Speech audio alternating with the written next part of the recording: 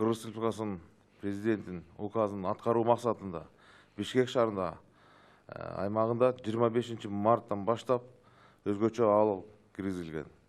Бишкек шаарынын комендатурасы түзүлгөн. 25 марттан 2020 жылдын комендатурасы номер 1 буйругу менен Бишкек шаарынын аймагында кечки саат 20:00дөн 07:00га чейин коменданттык саат киргизилген. 25 март 1 апрелге чейин коменданттык сааты бузгандыгы үчүн 1076 адам кармалган. Анын ичинен эркектер 931, аял 145, жашы жетелектер 14. Бишкек шаарынын аймагында өзгөчө абал учурунда коомдук коопсуздукту сактоо максатында 32 чоң блокпост коюлган жана 76 кичине блокпосттор. Бишкек шаарынын аймагында коомдук коопсуздукту камсыздоого 3000ден ашык кызматкерлер тартылды.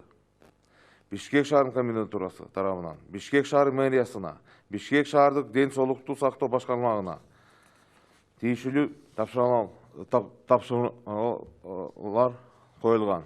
Бишкек шаарынын көчөлөрдү дезинфекциялоо иштери жүргүзүүдө.